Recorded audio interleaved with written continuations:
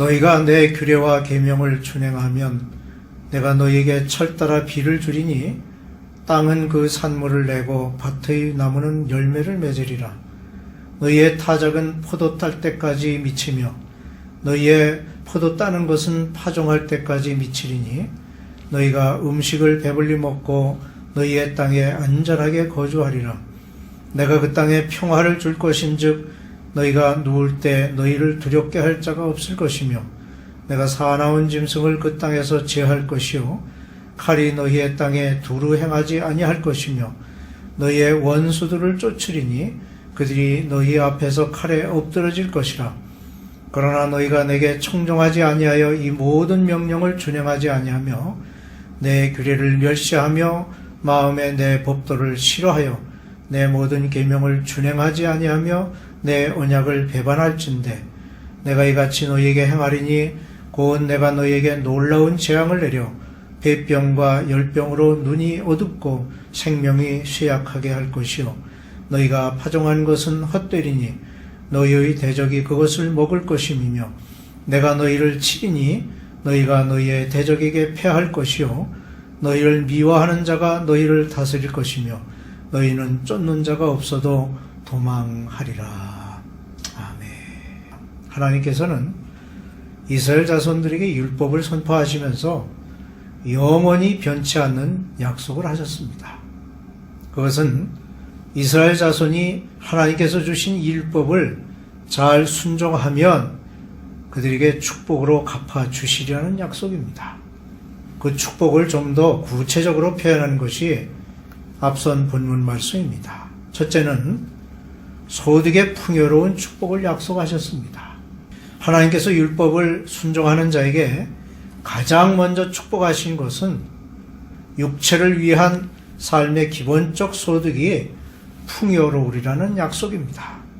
오늘날 지구상에 있는 나라들 중에 하나님을 믿고 하나님의 법을 따라 사는 나라들과 하나님을 알지 못하고 우상을 섬기는 나라들과의 차이를 우리의 눈으로 확인할 수 있습니다. 즉, 서구의 나라들과 동남아의 여러 나라를 비교하면 서구 사회의 풍요로움은 하나님을 믿는 신앙을 바탕으로 하고 있는 반면에 상대적으로 비난한 삶을 사는 동남아의 나라들은 우상 숭배에 기인한 것임을 알 수 있습니다. 이와 같이 하나님을 믿고 따르는 사람들을 위하여 세우신 그 약속을 이루심으로 번영하게 된 것입니다. 둘째는 강대하게 하리라고 약속하셨습니다. 하나님께서는 자기를 믿는 백성들이 약하고 가난하기를 원치 않으십니다. 또한 그들이 연약하여 강한 자들에게 압제당하는 것을 그대로 묵과하지 않으십니다. 이스라엘 자손을 애굽의 압제하에서 구출하신 것도 바로 그 이유 중에 하나입니다. 강대하게 하리라는 내용을 좀 더 구체적으로 제시하십니다. 우선 우리가 편히 누워 쉴 그때에도 모든 강한 자들을 두려워 떨게 하심으로 강하게 하시고 지켜주실 것입니다. 그리고 모든 맹수들을 제하심으로 하나님의 강한 손으로 지켜 보호하실 것입니다. 또한 대적들이 쫓겨가기를 5명이 100명을 무찌르는 강한 힘으로 축복하신다고 약속하셨습니다. 이와 같이 하나님의 축복하심은 인간의 상상을 초월합니다. 1967년에 있었던 소위 6.1 전쟁이 있습니다. 이스라엘이 이집트, 요르단, 시리아를 상대로 단 6일 만에 대승을 거두고 엄청난 영토를 취하게 된 전쟁입니다. 이런 결과는 대적을 물리치는 강한 힘을 주시겠다는 하나님의 약속이 이루어진 것임을 알 수 있습니다. 그리고 이스라엘의 역사를 통하여 하나님께서는 하나님의 말씀을 순종하고 하나님의 뜻을 묻는 사람들에게 하나님은 기이한 방법으로 대적을 물리치고 승리를 주신 예들을 많이 볼 수 있습니다. 셋째는 그들의 하나님이 되리라고 약속하셨습니다. 하나님 신앙으로 모인 성도의 삶 속에 하나님은 자신의 장막을 치시리라고 하셨습니다. 하나님이 함께 하시면 인간성의 완전한 회복이 이루어지고 영혼의 완전한 회복이 이루어집니다. 장막을 치신 하나님은 우리 중에 거하시면서 친히 우리의 하나님이 되시겠다고 약속하셨습니다. 하나님의 율법을 지킨다는 것은 그분의 의와 도를 행하는 것입니다. 하나님의 의를 순종함으로 하나님의 말씀을 신실하게 준행할 때 그분은 우리의 하나님이 되십니다. 하나님이 우리의 하나님이 되신다는 말씀은 우리를 항상 인도해 주시겠다는 언약의 축복이 담겨 있는 말씀입니다. 무엇보다 하나님이 우리의 하나님이 되신다는 말씀은 환난 날의 보호자가 되시고 전쟁할 때에 우리의 방패가 되셔서 영원히 보호하시려는 축복의 언약인 것입니다. 순종에는 특성이 있습니다. 우선 우상을 섬기지 않습니다. 그의 마음이나 사상에는 우상이 결코 존재하지 않을 뿐만 아니라 이 세상에 속한 신들에 대하여 절하거나 경배하지 않습니다. 그리고 여호와의 계명을 준행합니다. 그는 주일에 자신을 위한 쾌락을 좇지 않으며 하나님의 말씀을 듣고 하나님을 가까이 하는 시간을 가집니다. 그리고 주님의 발자취를 따라 살아가기를 다짐합니다. 뿐만 아니라 순종하는 자는 하나님의 뜻을 즐겨 행합니다. 예수님께서는 말씀을 듣고 행하는 사람은 그 집을 반석 위에 지은 지혜로운 사람이라고 일깨우셨습니다. 반면에 하나님의 말씀에 불순종하는 사람이 있습니다.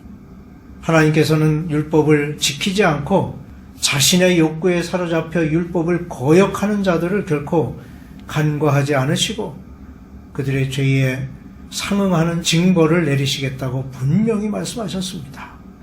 불순종하는 자에게 주어지는 저주의 말씀은 단순한 훈계와 권면의 말씀이 아니라 분명한 경고의 말씀이라는 사실에 주목해야 합니다. 불순종은 인간의 완악하고 교만한 마음에서 기인하는 것으로 고의적인 죄임을 알아야 하겠습니다. 하나님께서는 율법을 선포하시고 가르치는 과정에서 죄의 근원은 너희가 내게 청종하지 아니하며 라고 밝히셨습니다. 하나님의 말씀을 듣지 아니하고 순종하지 않는 그것이 바로 모든 죄의 근원이 된다고 말씀하신 것입니다. 그러면 죄의 속성은 무엇입니까? 우선 사악한 마음입니다. 하나님의 말씀을 듣지 않는 것은 그 마음이 사악하기 때문입니다. 이 사악한 마음은 그 속에 다음과 같은 것들이 들어있습니다. 하나는 하나님의 규례를 멸시하며 스스로 교만해지는 마음입니다. 또 하나는 하나님의 법도를 싫어하는 마음입니다. 그리고 불순종의 행위가 나타납니다. 마음의 사악함은 하나님의 명령과 계명을 준행하지 않는 행위를 만들어내고 결국 죄에 싹이 나게 하여 불순종의 결실을 맺게 합니다. 또한 죄의 속성은 대적의 행위로 나타납니다. 불순종의 행위는 단순히 거역하는 것으로 끝나지 않고 하나님과 인간과의 언약의 관계를 파기하여 하나님을 배반하고 대적하는 자가 되게 합니다. 우리는 전쟁 용어인 불가침 조약이라는 말을 알고 있습니다. 이 조약이 파기되어 어느 한쪽이 배반하면 곧 전쟁이 일어나게 됩니다. 마찬가지로 언약의 배반은 하나님께 대한 대적 행위인 것입니다. 이렇게 모든 범죄가 법을 지키지 아니하고 배반하는 데서 비롯되듯이 하나님의 말씀을 듣지 않는 범죄 또한 불순종의 행위로 시작하여 결국 하나님을 대적하는 자로 전락하게 되는 것입니다. 그러면 이러한 범죄자에게 주어지는 징벌은 무엇입니까? 첫째는 커다란 공포심을 갖게 합니다. 하나님을 떠난 인간은 하나님 나라의 복음을 전하는 모임을 두려워합니다. 즉 불순종은 하나님을 섬기는 일에 겁쟁이로 만들어 스스로 올가미에 걸리도록 합니다. 그래서 몰락하게 됩니다. 16절에는 내가 너희에게 놀라운 재앙을 내려 폐병과 열병으로 눈이 어둡고 생명이 쇠약하게 할 것이요 라고 말씀합니다. 폐병에 걸린 사람의 얼굴은 위장하는 것과 같이 잠시 화장으로 덮는다고 해도 그 내부는 병약함으로 고통받게 되는 것입니다. 그 병은 우상을 섬기는 일이나 마음을 즐겁게 하는 오락으로 막을 수 없습니다. 둘째는 불건전한 신앙 생활을 하게 됩니다. 열병은 형식적이고 관능적인 신앙 생활을 의미합니다. 즉, 예배에 참석하고 말씀을 듣는 것으로 만족하지만 진실한 마음으로 하나님을 섬기며 하나님의 법을 따르지 않는 신앙생활을 말합니다. 그는 무익한 노력을 하게 됩니다. 비록 열심을 가지고 생활을 한다고 해도 그것이 불순종의 생활이라면 아무 소용이 없습니다. 그가 성도라 할지라도 먼저 하나님께 순종하는 삶이 필요합니다. 하나님이 보시기에 어떤 사람이냐가 중요합니다. 시편 127편 1절은 여호와께서 집을 세우지 아니하시면 세우는 자의 수고가 헛되며 라고 말씀합니다. 하나님께서 집을 세우지 아니하시면 세우는 자의 수고가 헛될 뿐이기 때문입니다. 셋째는 비열한 겁장이가 되고 스스로 붕괴됩니다. 37절에 그를 쫓는 자가 없어도 칼 앞에 있음같이 서로 짓밟혀 넘어지리라고 말씀합니다. 서로를 멸망시키는 것이 여호와께서 불순종하는 자들에게 내리시는 징벌입니다. 그러므로 자복하고 겸손해야 합니다. 서로의 허물을 탓하지 말고 하나님 앞에 죄를 낱낱이 고백해야 합니다. 그리고 겸손한 마음으로 하나님께 대한 확고한 믿음을 가져야 합니다. 그러면 구원의 은총이 그에게 임할 것입니다. 하나님은 은혜의 하나님이십니다. 하나님의 말씀을 버리고 불순종하면 대적에 의해 완전히 패망하고 그 땅은 안식하게 될 것이다. 이렇게 말씀하셨습니다.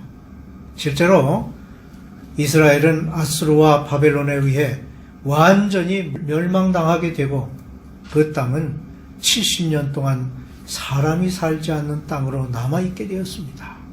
하지만 하나님께서는 그 땅을 회복시켜 주셨고 포로 생활에서 귀환하여 살게 하셨습니다.